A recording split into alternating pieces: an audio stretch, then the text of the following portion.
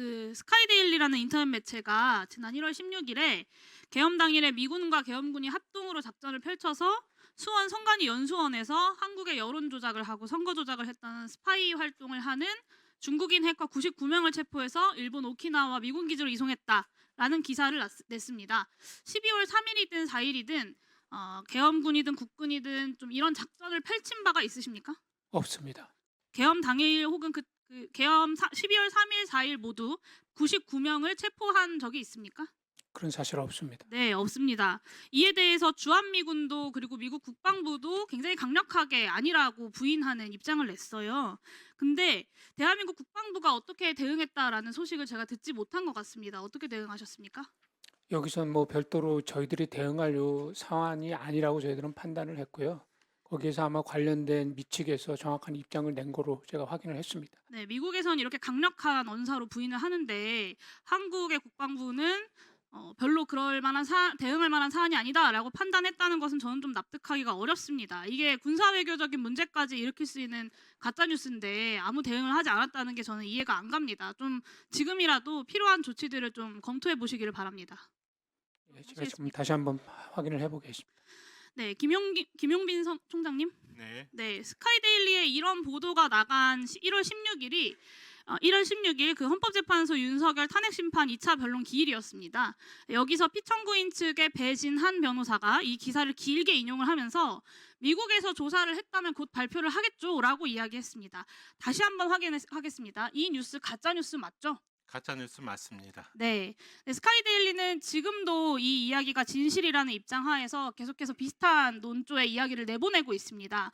사실 지난 5년 동안 150건의 부정선거 소송에서 선관위가 150번 다 승소했음에도 불구하고 이 부정선거론이 수그러들지 않고 있는데요. 총장님은 이게 좀 어떤 이유라고 생각하십니까? 여기서 제가 어떤 이유 가짜 뉴스가 수그러들지 않는 이유. 글쎄요. 저희들이 그 대응을 소극적으로 했다는 그런 점도 있고 저는 이렇게 생각합니다. 그러니까 부정선거론을 퍼뜨리고 주장하고 다니는 사람들의 심리 상태가 그리고 동기가 진실에는 관심이 없다라는 것입니다. 그러니까 자신은 이것이 진실이든 아니든 원하는 바와 목적하는 바가 있다는 거죠. 그러니까 자신이 믿지 않는 거짓을 다른 사람한테는 믿도록 하면서 그거를 믿은 상대방으로부터 어떤 경제적인 이득을 취하는 걸 형법에서는 사기죄라고 하지 않습니까? 저는 이 부정선거론은 정치적 사기라고 생각합니다. 자신은 믿지 않으면서 더 많은 사람들이 이 부정선거론을 믿게 만듦으로써 정치적으로 득실을 얻기 위해 벌이는 사기극이라고 보는 건데요. 구속된 내란수계의 입장에서 이 부정선거론의 가치론이 뭐겠습니까? 그 윤석열 내란수계가 자꾸 부정선거를 이야기하는 이유는 뭐라고 생각하십니까? 지금 그 부분까지 제가 이제 말씀드릴게요. 네, 제가 말씀드릴게요. 네, 곤란하시면 퇴임하고 검찰 권력에 대한 통제력을 잃으면 본인과 배우자 김건희가 사법처벌을 피하기 어렵겠구나. 그리고 그 당시가 이제 명태균 씨의 황금폰 이야기가 나오던 때인데 그 정보들로부터 더는 감당하기 힘든 불법 비리가 나오겠구나. 그런데 국회를 없애버리려는 비상계엄을 하기 위해서는 그것보단 좀 더 그럴듯한 명분이 필요하지 않겠냐. 저는 그래서 이 비상계엄과 부정선거론이 내면의 추악한 동기를 감추는 그런 그럴듯한 명분이었다고 생각합니다.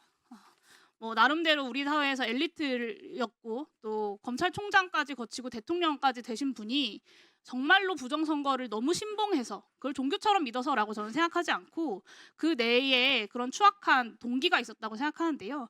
만약에 진짜로 부정선거론을 믿었다면 야구방망이라거나 뭐 작두형 절단기라거나 뭐 복면 같은 이런 고문도구들을 준비하고 최정예 대공신문 요원들에게 선관위 주요 간부들은 물론이고 현직 대법관인 중앙선관위원장을 먹이로 던져줄 생각을 저는 과연 감히 할 수 있었을까라고 생각합니다. 제가 이런 말씀을 드리는 이유는 부정선거론이 기본적으로 정치 사기극이기 때문에 부정선거론의 이런 성격에 부합하는 대책을 강구해야 할 때다라는 말씀을 드리려는 거예요. 이 부정선거론에 대응하는 수단으로서 사법적 응징을 중심에 놓고 행동해야 한다라는 당부 말씀을 드리는 건데요. 스카이데일리를 선관위에서 고발했습니다. 저는 적절한 조치라고 생각하지만 부족한 조치라고 생각하고요. 유명 유튜버든 종교인이든 정치인이든 뭐 스타 강사든 네. 시간 지켜주십시오. 예.